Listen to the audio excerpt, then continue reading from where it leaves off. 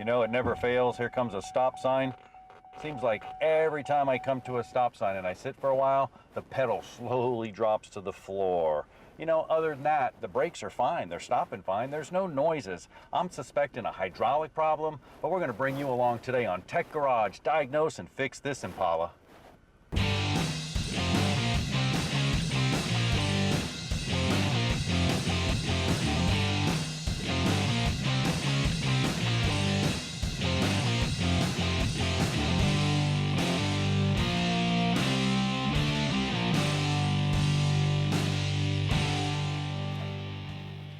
Welcome to Season 3 of Tech Garage, presented by Advanced Auto Parts. You know, the hows and whys of all automotive systems. We're going to take you through diagnostics, inspection, and repair on all types of vehicles. Now, I'm talking about vehicles right out in your driveway. This is going to be a highly enabling show because we're going to take you along for the ride. I'm John Gardner. Brian Gregory's back with us. Great to be here. This is going to be an exciting Season 3, John. We're staying true to our name.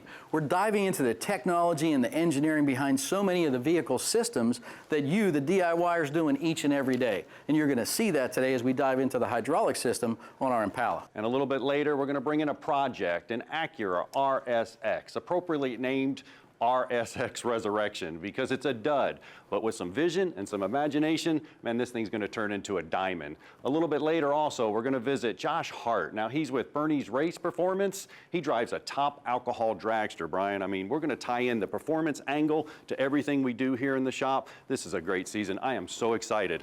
But Brian, the first order of business is to check out our Impala with a sinking brake pedal. Absolutely, and that can be a sinking feeling if you've ever had that happen, especially with kids in the car or sitting at a stoplight.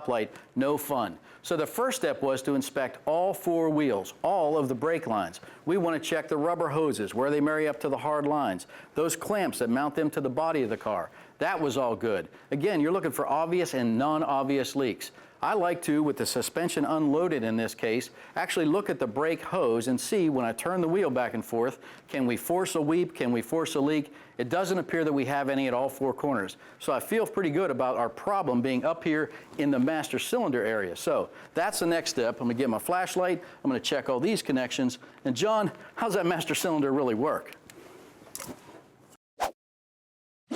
Now, Brian suspects a master cylinder, and master cylinder is the heart of the brake system, but we need to look at the entire system and understand a little bit about hydraulics. And our friends at A-Tech actually sent us this trainer that's incorporating these hydraulic gauges and the whole brake system right in it. So let's start at the master. Now, the master's job is to convert mechanical energy into hydraulic energy, and then it's going to send the hydraulic fluid and the pressure down to either disc brakes or drum brakes, or four-wheel disc brakes or four-wheel drum brakes if you have an old car. But that's its job. Now, how does it work? It's real simple. I'm going to show it to you.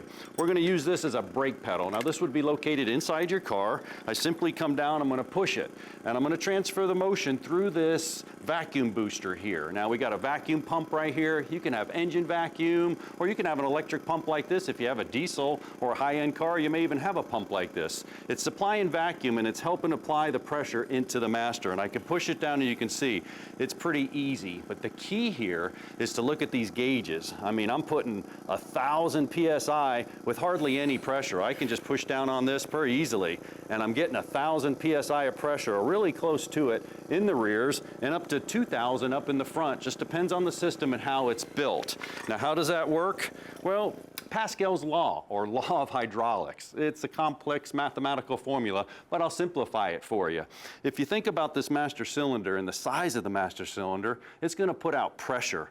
And depending on the size of where that pressure is going, for example, look down here at our caliper. Now, our caliper is big in size versus or comparable to the wheel cylinder. Now, this big size here is going to fill up with fluid right here. Now, the key is it's going to move half the distance, but see, twice the pressure if it's a bigger piston. Now, calipers are low drag brake systems, so they turn, they're right next to it. They don't have to go very far, but we have to squeeze on both sides, which takes a lot of pressure. And Pascal law says, once again, half the distance, twice the pressure, versus the wheel cylinder. Now, if I pull off our drum right here, you can actually see the wheel cylinder, and the wheel cylinder is located in the drum brakes.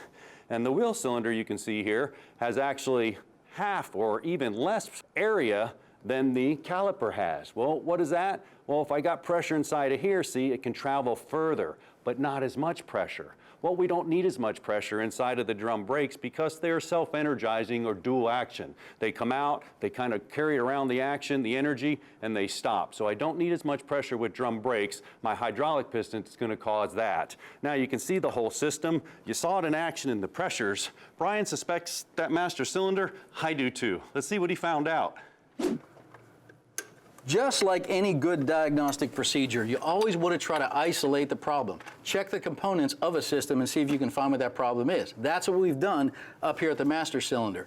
Remember, no leaks at the wheels, no leaks at the brake lines. We did a full visual inspection up here at the master cylinder, the distribution block, all the connections. We had no leaks, but that pedal was still sinking.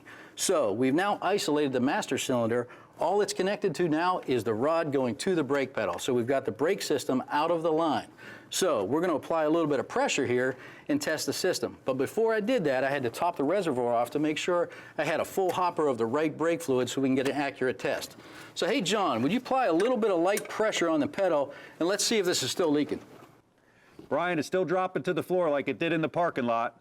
There you go. So there's our sign, right? It's absolutely the master cylinder, and it's inside the master cylinder because there's no leaks on the outside.